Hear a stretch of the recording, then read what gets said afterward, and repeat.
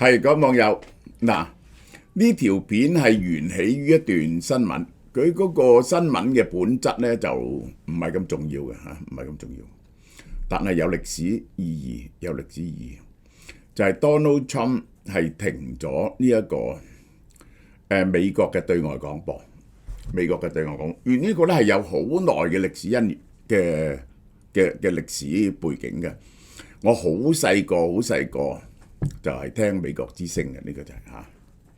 咁而家呢啲停咗，咁然後自由亞洲電台啦，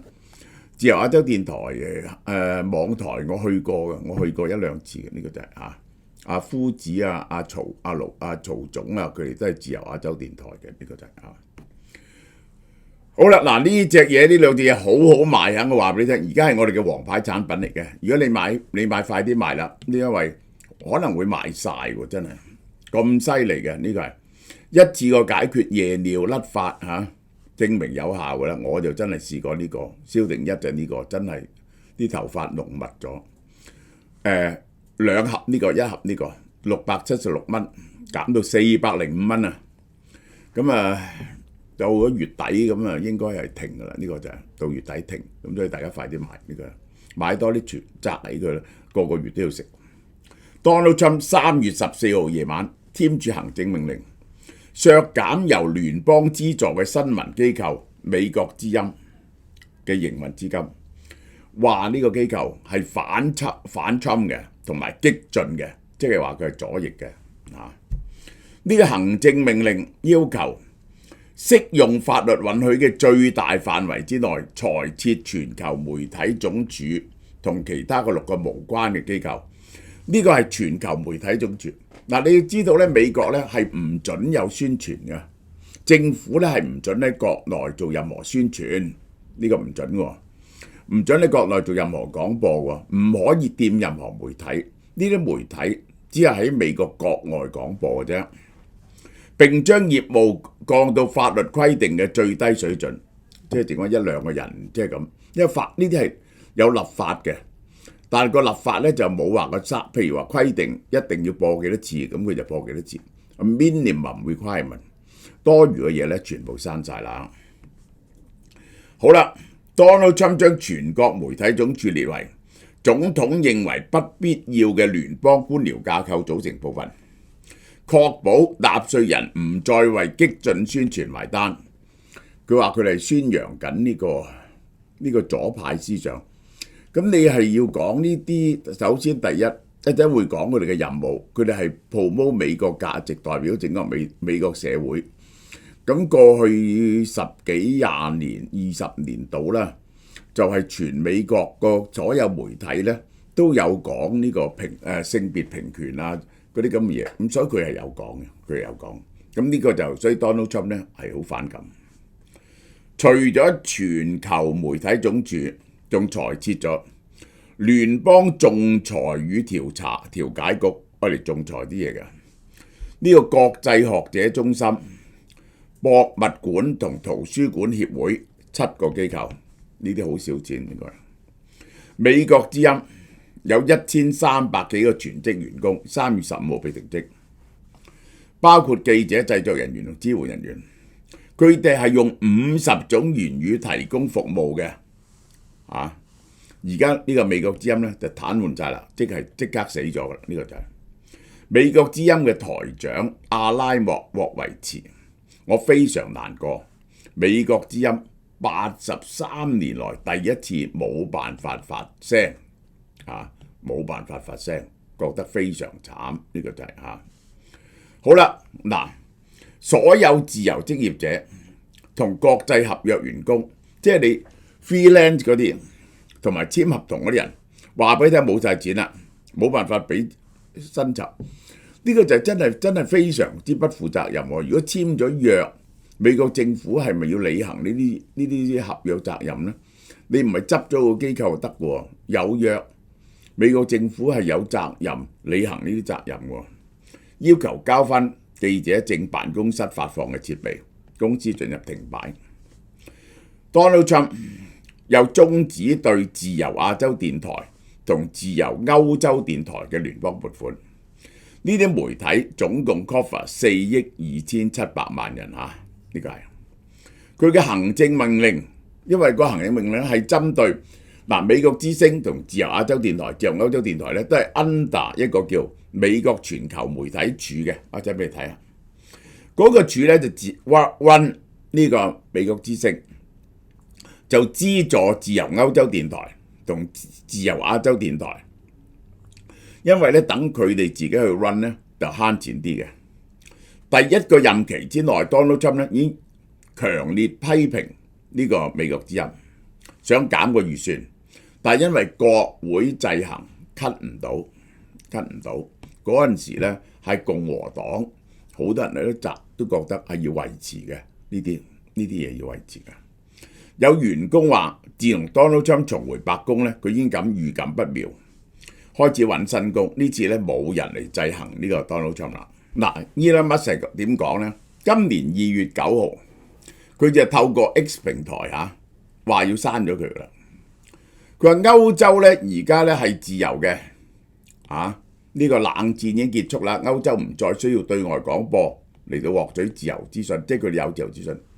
咁佢就冇計呢個白俄羅斯同埋呢個俄羅斯喎，呢個就係冇人聽呢啲媒體啦，認為咧佢哋冇人聽嘅，咁呢個係少人聽咗啦。電台梗係有咗互聯網，呢啲媒體充斥着激進嘅左翼瘋狂人士，每年講自己嘅嘢，使咗10億美金，呢個就係佢主張。佢都宣布，包括 RFA 在內嘅呢啲咁嘅媒體，30日資金凍結。前次咧 RFA 已經話俾佢聽，喂，你凍結，我哋就冇錢俾嘅咯，冇錢俾嘅咯。自由亞洲電台嘅台長方貝喺美國東部時間3月15號收到全球媒體總署嘅通知，正式停止呢個資助。我唔知啊，點解有合約喎？呢啲嘢真係可以中意停就停嘅，我唔知啊，係咪要俾埋先停啊？終止對 RFA 嘅資助係對獨裁者同專制政權嘅一大獎勵，包括中國共產黨，佢哋最希望喺資訊領域，即係咧佢係我喺呢度先講咗呢個，佢哋係提供另類嘅資訊。咁就以前咧就係大陸咧就嗰啲人咧就夜晚偷偷聽美國之聲嘅，因為除咗官媒咧佢哋乜嘢都聽唔到嘅。而家就可以翻牆啦，但係仲係有呢個防火牆啊嘛。有啲地方咧係冇資訊，咁佢咧就提供另類嘅新聞，呢個就係 RFA 喺協助美國決策者了解中國同埋其他封閉國家嘅真實情況，發揮關鍵作用。因為佢哋有調查記者嘅，就會咧就揾到啲真實嘅情況出嚟，揭露俾全世界睇嘅，呢個就係。RFA 喺新疆問題上嘅突破性報導，佢哋係發現到呢個無論新疆係關咗幾多人啊，或者有幾多強制勞動啊，係迫使 Donald Trump 政府宣布中國政府犯下種族滅絕罪行，係因為 RFA 出嚟嘅。今日嘅決定不僅剝奪咗每個禮拜有6000萬人聽，亦都犧牲美國自身利益，等我哋嘅對手從中獲益。呢一個就係喺個背景係即係上一屆政府啦就話呢個係中國同俄羅斯對美國展開極大嘅認知戰，即係咧就尤其是用 AI generate 好多 false account 嚟到製造美國內部分裂啦。咁佢就廢止咗呢一個一路80幾年來愛嚟還擊嘅武器，本來話要使多啲錢落去，反而咧就連呢個僅有嘅宣傳途徑都廢除咗。同樣受影響嘅自由歐洲電台、自由電台執行人，呢項決定係俾美國敵人嘅一份大禮。伊朗嘅無拉、中共嘅統治者、莫斯科同明斯克嘅獨裁者，為佢哋消亡好開心跳舞，爭咗好 Q 耐。我話俾你聽，嗰陣時邊個有呢個有電收到有呢個短波電台啊，拉到係可以勞改嘅，因為話你偷聽美國之聲。無國際記者話呢個決定威脅到全球嘅新聞自由，抹殺咗美國80年來支持信息自由流動嘅歷史。國際人權組織人權觀察話喺新疆同西藏呢 RFA 自由亞洲電台咧係少數能夠提供資訊嘅媒體，即係佢哋可以聽呢個電台，因為你冇辦法完全 ban 到嘅呢個電台係，咁你咧就可以聽到，你聽到咧就獲得一啲除共產黨以外嘅資訊。RFA 嘅消失代表啲地方變成資訊黑洞，呢個就係中共希望嘅結果。好啦，胡錫進講咩啊？隸屬美國國際媒體嘅美國之音被癱瘓係大快人心。美國之音你都有今日啦，美國之音癱瘓咗啦，仲有嗰個對中國同樣惡毒嘅自由亞洲電台，真係大快人心。佢追溯美國之音嘅影響，老胡記得喺自己學生時代，美國之音對中國高校學生產生咗幾咁惡劣嘅影響，誤導咗大家對時局嘅認知。好多即係初期嘅民運抗爭者啊，佢哋細個嗰陣時咧，50、60年代嗰陣時咧，都係聽美國之音嘅。你只要有個電台就，佢係冇辦法將佢全部屏蔽嘅，大陸係冇辦法將佢屏蔽。夜晚偷偷聽嘅係好重要嘅知識來源嚟嘅，呢個係。美國之音係隸屬國際媒體處，成立於1942年，係美國最大嘅國際新聞機構，由納稅人出資，用45種言語報導新聞嘅。美國之音提供全面嘅新聞報導，對象係冇新聞自由嘅地方，或者呢個地方相當受限，有啲人相當受限嘅民眾。由第二次世界大戰冷戰到今日，佢自稱係媒體自由原則嘅典範，係公立中正媒體嘅示範。美國之音嘅憲章，佢1942年開始，1976年福特簽署成為法律，保護佢嘅 editorial 啊同埋製作獨立同完整，有法律保護，唔可以政治干預，禁止任何美國政府官員干涉佢嘅新聞報導，佢係新聞自主嘅，好似 BBC 咁。美國之音有3個原則，一定要可靠嘅新聞來源，佢講嘅新聞唔可以係一定要 check 過 verify 過真嘅新聞先可以登，係代表整個美國而唔係單一社會階層，唔係代表自由黨民主黨，係整個美國嘅聲音，呢個係要整個美國不分左右嘅聲音。而且美國嘅國策，佢係政策對外政策，佢要清晰有效地介紹3點3點，新聞要可靠，冇黨派，而且就係要呢個介紹美國政府嘅而家有咩新嘅政策。美國之音報導1960、70年代最重大嘅新聞，嗰陣時嗰啲中國係靠睇呢度知嘅。民權領袖馬丁路德金博士1963年 I Have a Dream 嘅演講，甘乃迪遇刺身亡，1969年 Armstrong 登月，呢啲歷史事件直播嘅嗰陣時係自由亞洲電台呢，就係受到89民運之後嘅刺激就籌組，終於1994年美國國際廣播法成立，宗旨係弘揚文化價值、民主價值觀同人權，喺亞洲、歐洲、澳洲都有辦事處同記者。自由亞洲電台喺官網同社群媒體用10種言語，受眾係中國、香港、北韓、寮國、柬埔寨、越南、緬甸，呢啲有啲地方好需要，即係中國好多地方就可以翻牆，但係新疆、西藏就翻唔到，北韓就梗係啦，寮國、柬埔寨都係啦，越南就唔使嘅，越南有自由媒體嘅，緬甸就係啦，呢個就自由亞洲電台係國會立法資助，但編輯自主。自1996年開始用普通話播出，其後有普通話、粵語、維吾爾語同藏語，你就知啦。主要對新疆同埋西藏。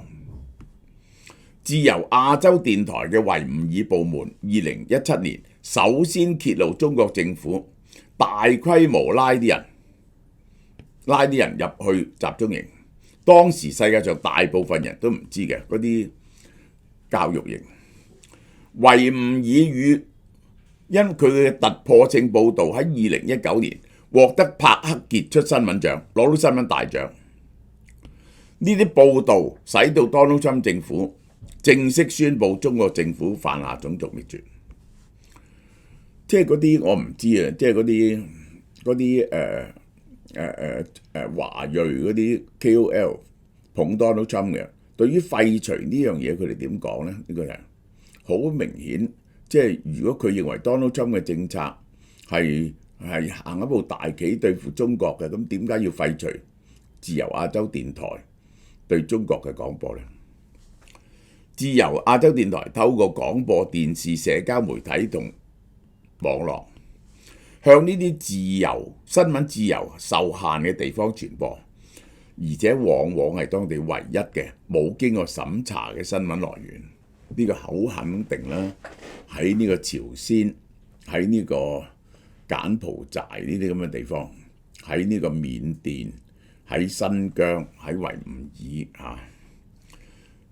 由於覆蓋北韓、西藏、新疆，佢嘅英文翻譯報導成為國際社會獲得呢啲地區資訊嘅主要來源。即係咧，佢哋有記者去攞呢啲消息，然後咧就翻譯成為英文報導當地嘅消息。咁就係好多人咧就係研究呢啲問題咧，都要聽美國之聲嘅，即係佢哋係個 source 嚟嘅。好啦，嗱，大家講翻個 history 啊。其實 Donald Trump 擺咗自己嘅人落去喎。2020年佢提名咗 Michael Pack 負責，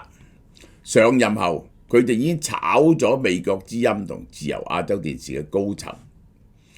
並對新聞編輯權施加影響。喺 Park 嘅領導之下咧，佢對媒體進行 VOA RFA 進行審查，話嗰啲媒體冇支持美國政府嘅立場，但係 Donald Trump 本人冇點名度去鬧呢個 RFA， 呢個就係佢依係用咗人去控制㗎啦。4年前已經係2020年，仲係 Donald Trump 上一屆，佢嚴厲批評美國之音，話佢喺報導引用中國官方嘅新冠疫病毒疫情統計數據，根據中國嘅情況講，並發布武漢解封慶祝活動嘅視頻，係幫北京宣傳，花費美國納稅人嘅錢嚟宣傳外國對手嘅立場。2020年 Donald Trump 喺 Twitter 批評美國之音多年來表現不佳。美國人民應該有更好嘅資訊來源，呢個好得意。佢唔係對美國人廣播嘅。嗱，究竟使幾多錢呢？根據呢個 USAGM 總統2025財政年度嘅預算，喺2024請求2024 3月11號，呢個就係拜登要求為全國媒體儲撥9.5個億美金，成件事就係9.5億美金，增加咗7.4%，主要係美國之音、古巴廣播辦公室，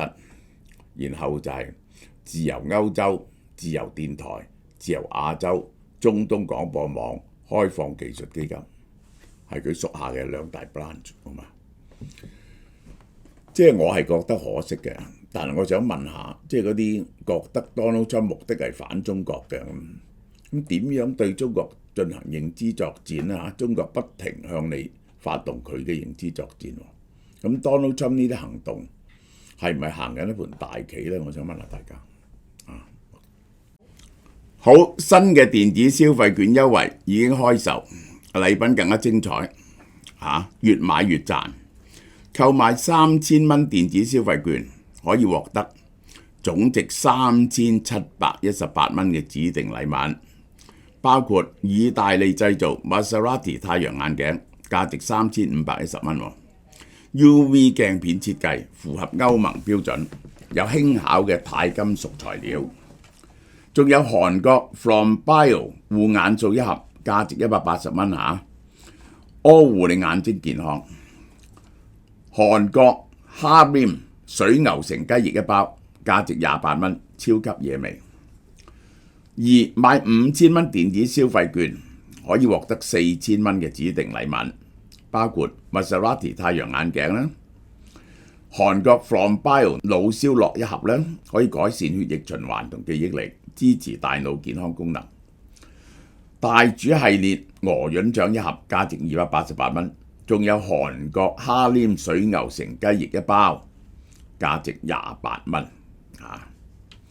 好啦，優惠期咧由3月16號到3月31號，網上及門市都有售，有效期咧係到26年3月31號嘅。現有消費券用戶可以隨時增值舊有餘額，就可以延長嗰個使用期限到2026年3月31號噶啦。禮品數量有限，送完即止。